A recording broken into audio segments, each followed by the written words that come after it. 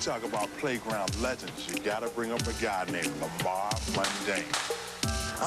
You're about to meet a most unique man. You may recognize him from his work in commercials, selling sneakers, and in the end, he hopes, selling himself. Or you may recognize him from his other job. He's a graduate of the Wharton Business School, a stockbroker, a successful professional boxer, once trained by Joe Frazier, and a man who can communicate with 80% of the world. Let me say hello to all of my Asian, Chinese, particularly brothers and sisters out here. 谢谢所有我的中国兄弟看到这个拳击比赛，我是将来的世界拳王了。 The man of 7 languages is 6-2-1 in the ring, and one of those fights was one of the most memorable ever held at Madison Square Garden. He'll knock you out, sell you stock on the Hong Kong Exchange, or audition for a part, all in one day. He's Leland Hardy, and he's our guest on Coors Sports Forum. Madison Square Garden Network presents Coors Sports Forum. Brought to you by Coors. Brewery fresh, pure, and natural. It's a true American original. Good evening. I'm Al Trautwig. Welcome to this edition of Coors Sports Forum. Our guest attended Indiana University, the other one, of Pennsylvania, as he says, the Christmas tree capital of the world, and in 1979 decided to take up boxing. He didn't have enough time to study and box, as many people thought, but he did. And 4 years later won the Pennsylvania Golden Gloves title. Since that time, Leland Hardy has experienced many things in his life, among them graduating from the Wharton School of Business and sharing a day in the spotlight with Muhammad Ali as his interpreter on a trip to Beijing, China. And so he is in the spotlight again as he joins us on Coors Sports Forum. We'd like to welcome Leland Hardy. It's a pleasure to be here, Al. Thanks for coming. Your life has been phenomenally interesting, and it's difficult to remember all the different things that you want to talk about. But I guess the inspiration to box when school seemed to be such a primary factor in your life. You were one of 4 children, all of whom tremendously successful in ways that exhibited intelligence and things far beyond most people's expectations. What happened then? Well, I don't know how to follow up after all those kinds of accolades you've given me, but I fell in love with boxing. Had always loved it and always loved sports in general. Played football and basketball and all those kind of things and messed around in high school and what have you. And my roommate and I were characters on campus, so to speak. You know, we were known for various crazy antics. So one day we decided to answer an ad in the school newspaper that invited anyone who was interested to come down to the field house and sign up to be on the card along with some Golden Glove bouts, just as an exhibition. So I went down, and my roommate put a suit and a hat on and went down as my manager. And I'd never been in a boxing ring in my life. Ended up signing up to box an offensive lineman on our football team. Boxed the guy, did fantastically well against him. And that was like birdie in the 18th hole, right? That's it. So you were hooked and went on to continue in school, went on to Wharton, which, for those people who don't know, is one of the premier business schools in America, and did well enough there, and also took up languages. How many? Well, I speak 5 languages, including English. While I was at IUP, Indiana UFPA, I got involved in a program called the Critical Language Program, in which I could study any language in the world I wanted to, provided there was a native speaker on campus willing to tutor me for work-study compensation. I had a very good friend who was from Taiwan, and it was an excellent way for him to earn a couple of dollars and me to gain some knowledge. I had pretty much mastered Spanish. I studied that since the 6th grade, won a national Spanish contest in '79 and so on. So I wanted to get into some new things. Got involved with Chinese and a couple other languages and stuck with it, and it paid some dividends. And Chinese eventually led Leland Hardy to become partners with Muhammad Ali on a very important trip, and we'll get to that in a moment, but I think we have to reinforce why you're here. One of the reasons you're here is that most people who've watched Madison Square Garden boxing over the past couple of years have seen a part of your fight for as memorable as it was. What's happening in your boxing career now? When can people see you fight again? Well, we're going to be going again very, very soon on Madison Square Garden Network. There are, as you may know, shows produced on Madison Square Garden bi-monthly. So we have a show coming up November 16, another one November 30 from different venues, and we expect to be going very, very shortly on one of those cards. And you're fighting as a heavyweight? That's right. I'm a smaller heavyweight in that. I was going to say, yeah.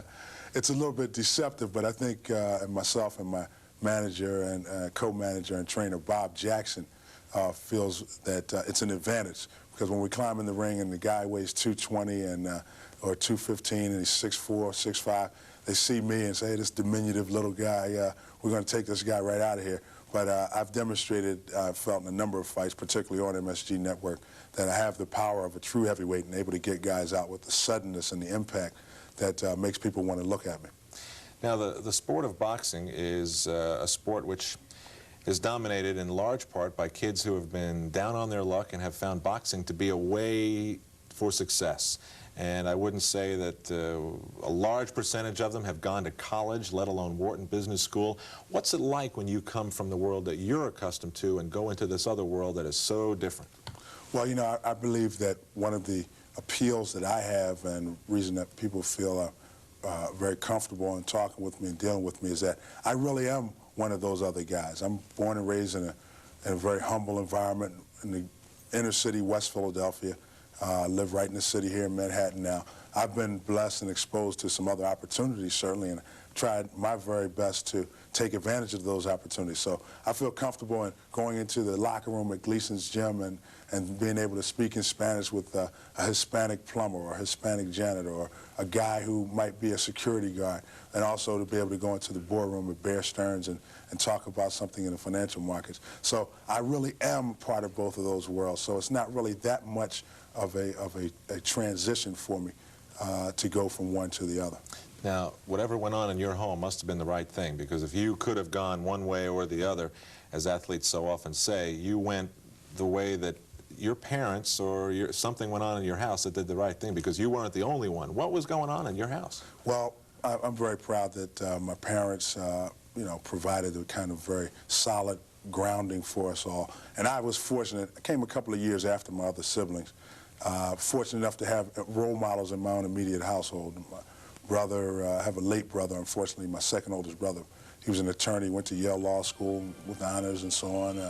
He passed away recently in a tragic scuba diving accident. I have an oldest brother who's a business consultant. He went to Columbia grad school. Another sister who's a physician. She's an anesthesiologist down in Atlanta. So to see that kind of success certainly was helpful. But I was sort of the black sheep of the family. I wasn't an outstanding high school student, actually, and gave my parents their share of troubled moments. But fortunately, I was able to realize later on in life that there is a better way, and if I could really grab myself and pull myself up by my own bootstraps and really take an active role in gaining all the knowledge I possibly can, that there would be a better way, and I could maybe have an impact on some other people. Welcome back. We're speaking with boxer, stockbroker, linguist, and what, have I left anything out? Leland Hardy is our guest, soon to fight again on Madison Square Garden Network. 1985. You've taken up your languages, you speak them well, and you hear that Muhammad Ali is on his way to China. What did you do? Well, actually, I was watching a broadcast.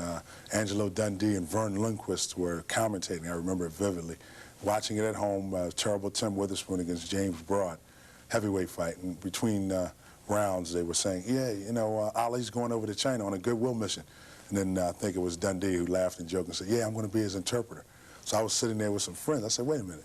This is the ultimate match of skills and so on. I've got to make contact some kind of way. You know, I've got to be involved with this thing. And turned out I knew a number of people in the boxing writing community and some others. Made a number of phone calls were made to me and so on. Next thing I know, I get a call from Chicago, some of Ali's people.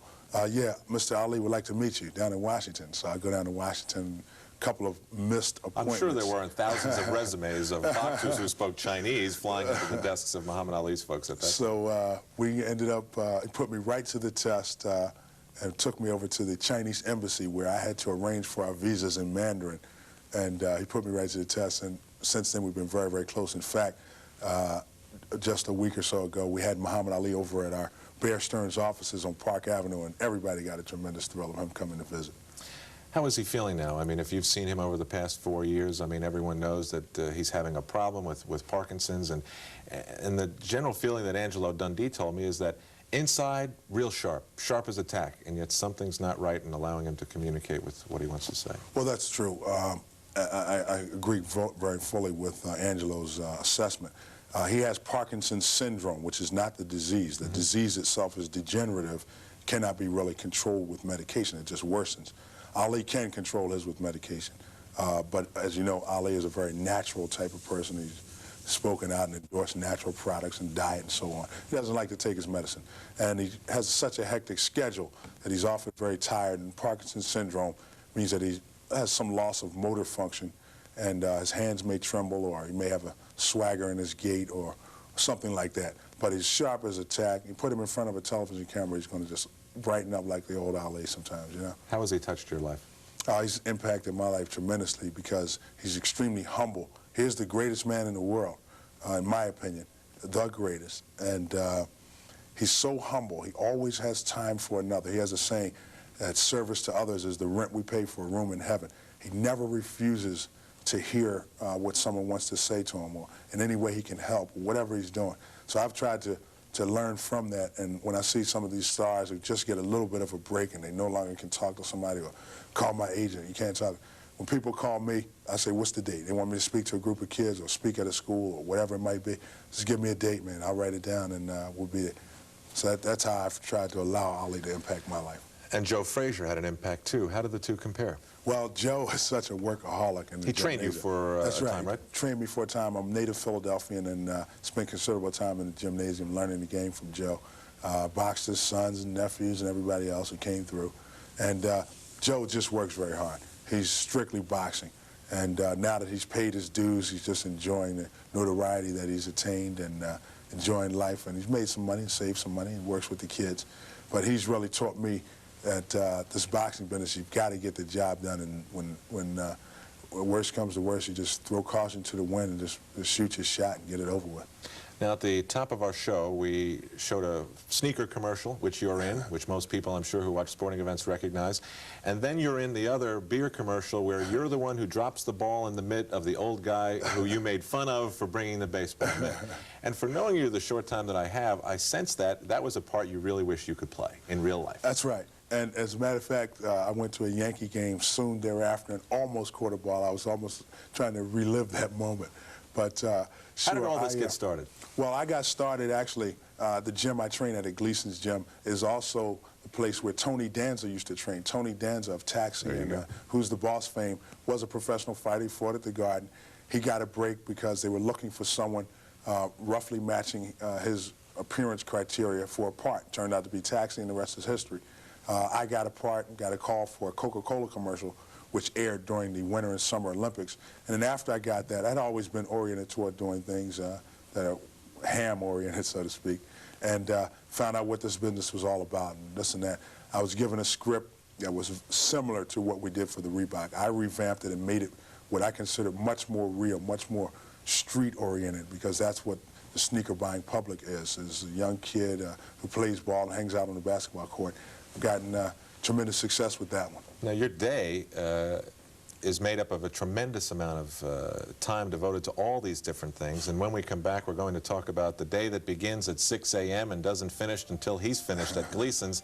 And also, what do you give back if you're a Leland Hardy? Well, you give back the knowledge of financial ability to handle your assets, something that athletes in America now need, and Leland Hardy is prepared to offer. We'll be back.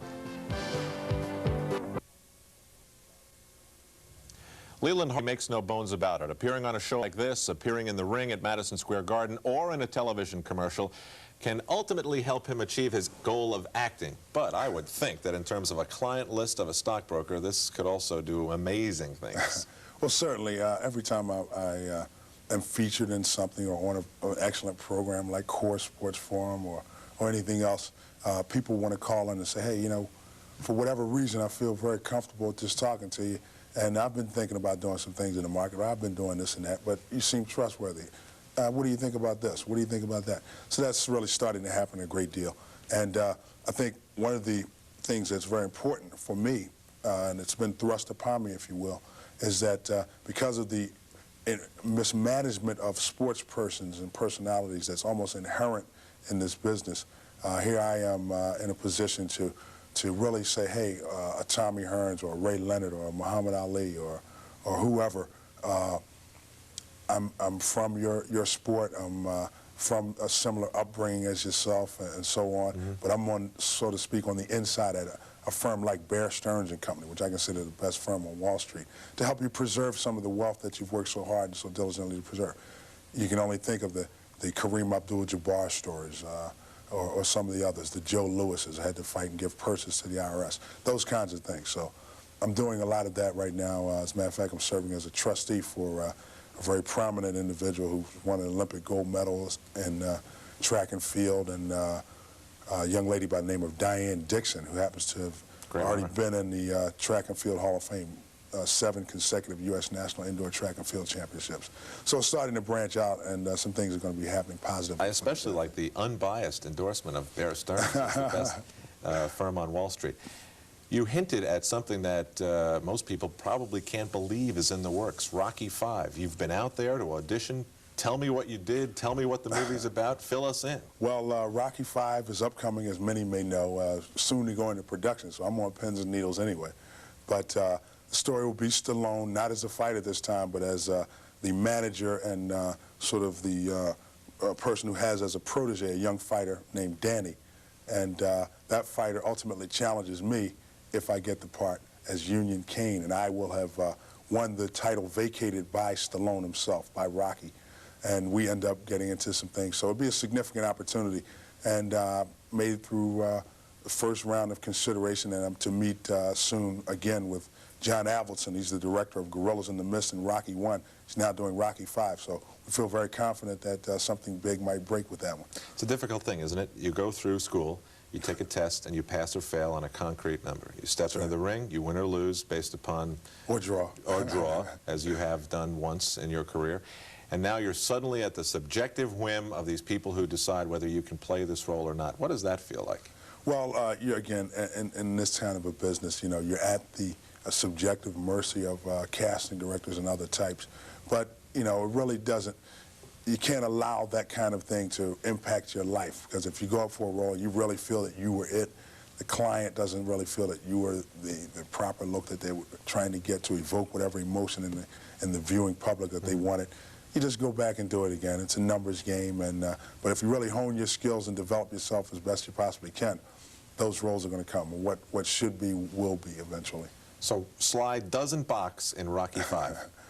As far as I know, unless there's some script changes, he doesn't box. I tend to think Sly is going to get back in the ring, but I could be wrong. We will continue our conversation with Leland Hardy, boxer, stockbroker, and linguist on Coors Sports Forum in a moment.